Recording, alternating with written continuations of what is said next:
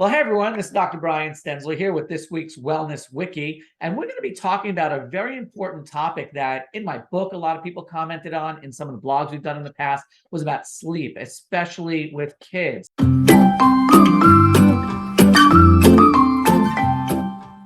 So I thought who better to bring on to this guest vlog, my video blog, was Dr. Catherine Darley, who helped, write a lot of the chapter in my book about it and came up with some of the great resources that are in the book on sleep, especially for children. And she just co-authored it was like a 40-page paper on melatonin. And I'm like, wow, this is something that I want my audience to know more about. So Catherine, if you wouldn't mind, just do a brief introduction to yourself and let's just kind of get right on into it. Yeah, so happy to be here, Brian.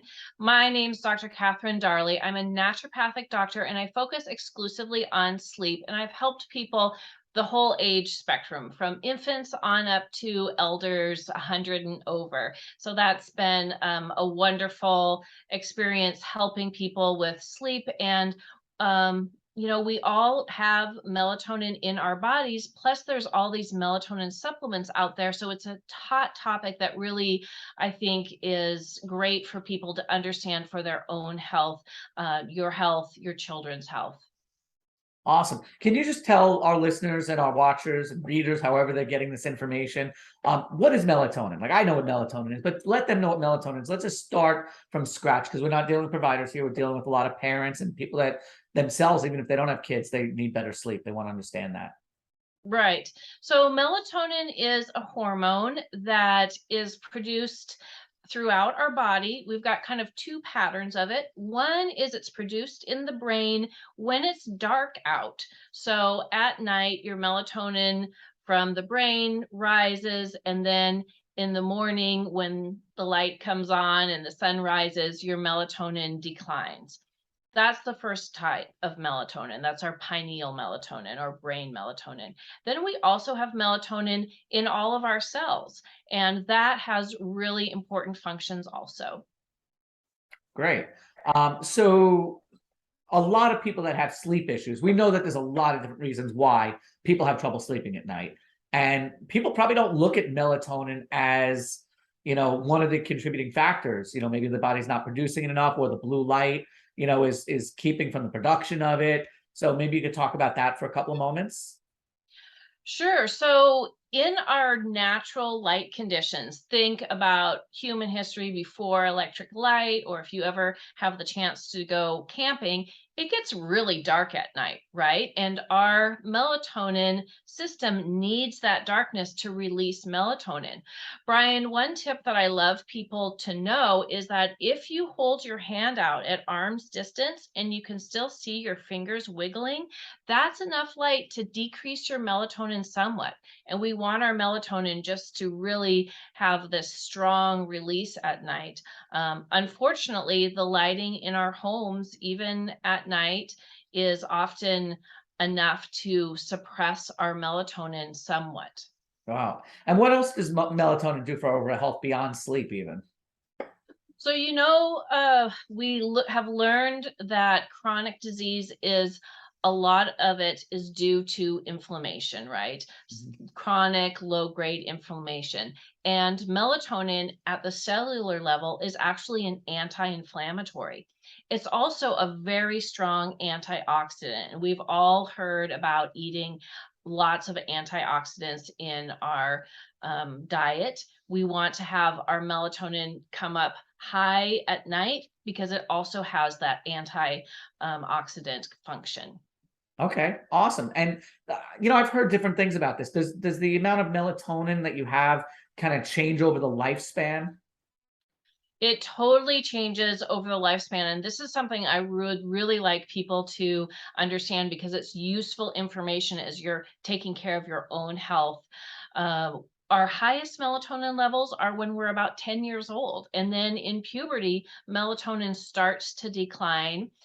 It will take another dive at around age 40 or 50 and get to these really low levels, which aren't necessarily optimal for health. We want our melatonin to be high so it can do all these great things for our health. So that really brings up a couple of questions for me. For one, we said that 10-year-olds have the highest level. So you think that, we talk about people supplementing with melatonin and stuff like that. And would a child need to supplement with melatonin? Is it safe for them to supplement with melatonin? I'd love to cover that topic. And at the same time, are there things that people can do throughout their lifespan to build up their melatonin stores and so their body produces it better? Yeah, so let's talk about kids and melatonin first. Because of this high level of melatonin that they're naturally releasing at night, it's unlikely that they're going to need to take a supplement. There are some exceptions. Children with autism spectrum disorder or ADHD, those populations are approved for long-term melatonin supplementation because they do have some changes in their natural melatonin pattern. But for the majority of kids without those conditions, we really don't want to supplement melatonin. And actually, in just the last couple weeks, and I'm so glad that this topic is coming up because just in the last couple weeks, the American Academy of Sleep Medicine, which is the leading sleep medicine organization in the United States, came out with a position statement that children should not be given melatonin long term. And so now we have expert guidance on that question. Oh, that's good. Yeah. Yeah. So you asked about what we can do to promote natural melatonin, both in our kids and for ourselves as we get older and our melatonin levels are declining naturally. One thing I think about is the idea of darkness deficiency, that because we've got street lights shining into our bedrooms, we've got little LED lights on devices around our bedrooms, we may have a night light or the hallway light on. We're getting too much light at night and we end up having what I call a darkness deficiency. So you want to counter that. First, turn off the lights and block street lamps and all that as best you can. And if that's not possible, then you also can use some blue light blocking glasses. They look like this. The lens is tinted so it blocks out any of that blue light and really causes an overall reduction in light.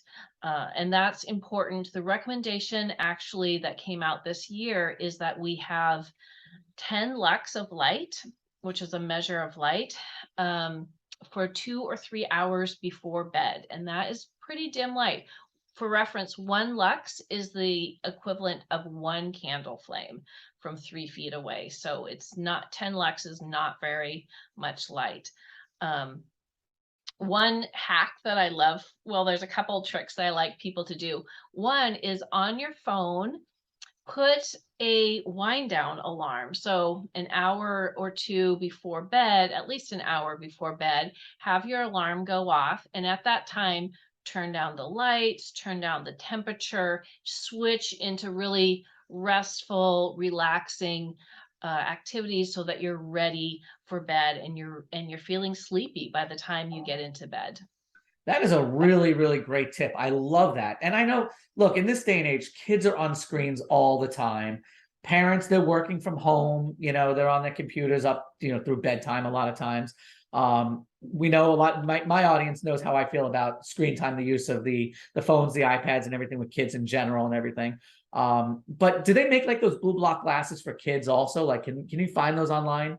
You can find those online, and you just want to, make sure that they say that they're blue blocking, not just orange tinted glasses.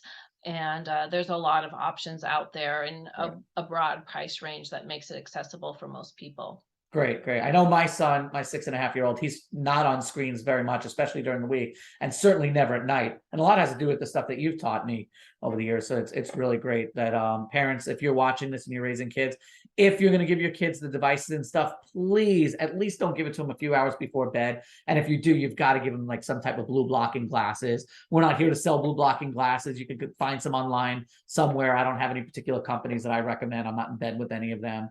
And, speaking of in bed with things, like there's a lot of melatonin supplements out there that I know that different people have taken. I've been, people recommended to me Designs for Health. That's a company that I've used in the past, for selling supplements. I don't take melatonin supplements. Is there a particular type of supplement that if someone needed to take it, they would benefit the most? I think you mentioned something about a phytomelatonin or something like that. What is that? Yeah, so there is a plant-based melatonin because plants actually have melatonin in them. They're responding to that light-dark cycle just as we are, which is super fascinating, right? That's a conversation for another time. But there is a plant-based melatonin called phytomelatonin. The brand name is Herbatonin, and it is derived from alfalfa and rice, and it just has the melatonin extracted and concentrated down, which I feel good about as a naturopath. And it's not going to have those synthetic contaminants that synthetic melatonin that you're going to get at the drugstore would have in it. And so I feel good about that.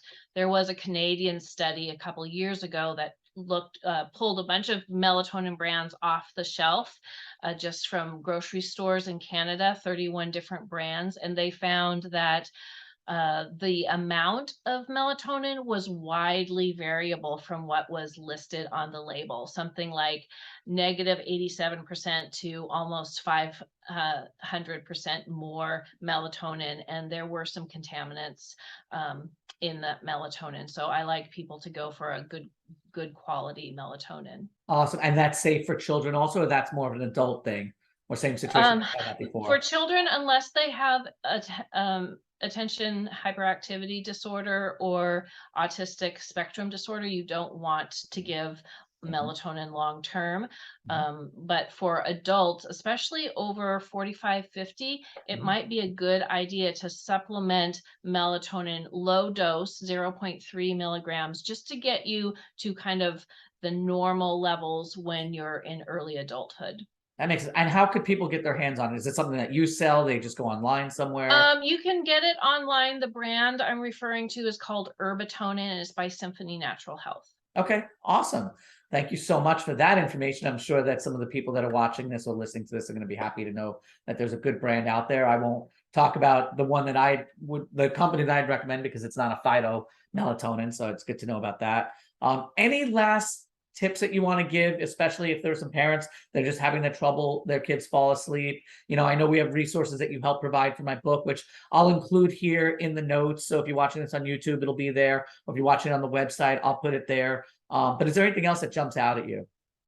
Yeah, so along with the darkness at night in that hour before bed, one thing about it is children are more sensitive to the negative effects of light at night than adults are. So that's one tip. And the second tip is that light in the morning almost has a teeter-totter effect. You're strongly suppressing any melatonin that's still on board in the morning, and it will increase and move a little bit earlier your nocturnal melatonin. So that is another way to promote your natural melatonin rhythm is get 20 to 30 minutes of bright outside light soon after waking.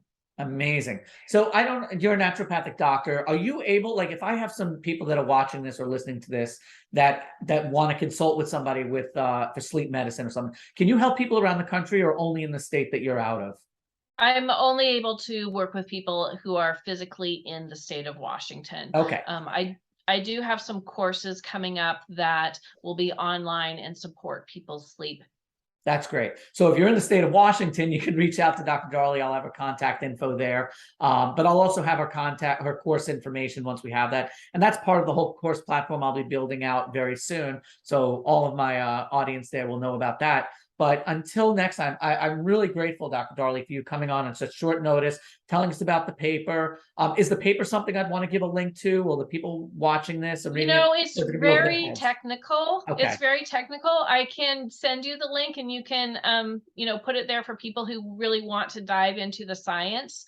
It is pretty exciting for me to see how many chronic diseases melatonin can be a treatment for. Okay, awesome. I'll put the link there. And for you overzealous people that really want to know about the science, you can watch it and enjoy it. But again, Dr. Darley, thank you so much for coming on such short notice. And for everybody watching or listening or reading this Wellness Wiki, I thank you very much. And until next time, we look forward to helping you and your family live your dream every day.